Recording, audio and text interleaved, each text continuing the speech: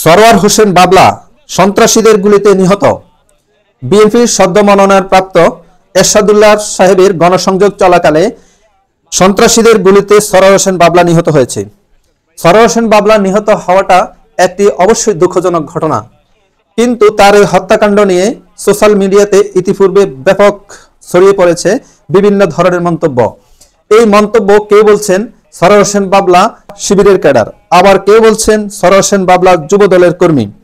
আসলে কোনটি সত্য সেটি আমরা একটু যাচাই বাছাই করার জন্য বিভিন্ন ধরনের ভিডিও ফুটেজ দেখার চেষ্টা করেছি।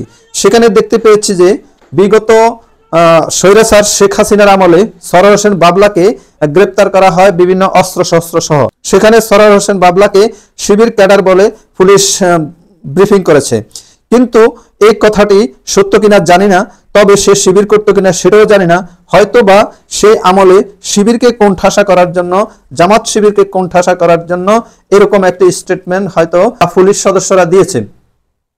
কিন্তু আমরা দেখতে পাই যে সরওয়ার হোসেন বাবলা যখন বিয়ে করেছিল, বিয়ের একটি অনুষ্ঠান হয়েছিল, সেই বিয়ের অনুষ্ঠানে বিএনপির বড় বড় নেতারা গিয়েছিল এবং সরওয়ার হোসেন বাবলার সেই অনুষ্ঠানে তাকে বিভিন্ন পুরস্কারও দিয়েছিল, বিভিন্ন ধরনের উপহার সামগ্রী দিয়েছিল। আবার দেখা যাচ্ছে যে সরওয়ার হোসেন বাবলা যখন নিহত হয় তখন তার বাবা একটি স্টেটমেন্ট দিয়েছিল। তার বাবা যখন স্টেটমেন্ট দেয় তখন তাকে জিজ্ঞাসা করা হয়েছিল সরওয়ার হোসেন বাবলা কি বিএনপি করতো কিনা। তখন সরওয়ার হোসেন বাবলার পিতা বলছে সে যুব দলের নেতা। সেই যুব দলের নেতা, তাকে যুব দল হিসাবে তার বাবা পরিচয় করে দিয়েছে। কিন্তু আরেকটা ভিডিওতে আমরা দেখতে পেয়েছি একজন মহিলা তাকে বিএনপির নেতা হিসাবে উল্লেখ করেছেন। তাকে প্রশ্ন করা হয়েছিল যে সে কি শিবির নেতা নাকি বিএনপি। সেই মহিলাটি বলেছে যে সে শিবির করতো না, সে বিএনপির লিডার।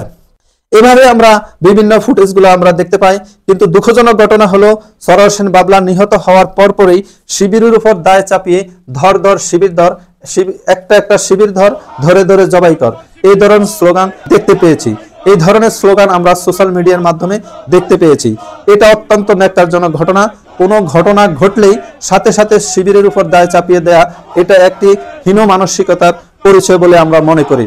কোনো ঘটনা নিজেদের মধ্যে যদি কোনো ঘটনা বা কোনো মারামারি হয়, সাথে সাথে সেই দায়টা শিবির এবং জামাতের উপর চাপিয়ে দেওয়ার চেষ্টা করা হয়।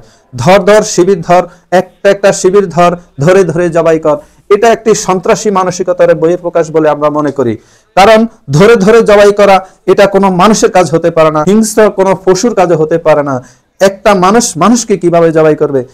তাহলে যাদের মধ্যে এরকম মানসিকতা, ধরে ধরে জবাই করার স্লোগান দেওয়ার মানসিকতা, তারাই হয়তো পারে যে তাদের দলীয় নেতা কর্মীদেরকে এভাবে হত্যা করা, এভাবে হত্যা করে তাদের সেই দায়কে অন্যের উপর চাপিয়ে দেয়া। সরওয়ার হোসেন বাবলাকে যারা মেরেছে তারা অবশ্যই একটা নিন্দনীয় কাজ করেছে। এখানে ভিডিও ফুটেজ আছে, তারা কিভাবে তাকে হত্যা করেছে, কোত্থেকে গুলি ছুড়েছে, ভিডিও ফুটেজের মাধ্যমে এটা বেরিয়ে আসবে এবং অধিকতর তদন্তের মাধ্যমে সেই বিষয়টি আমরা জানতে পারবো।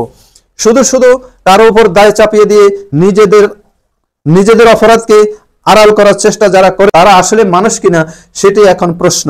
তাহলে আমরা এই সিদ্ধান্তে পৌঁছতে পারি যে সরওয়ার হোসেন বাবলার নিহত হওয়ার ঘটনাটা অত্যন্ত লজ্জাজনক, অত্যন্ত গর্হিত একটি কাজ হয়েছে।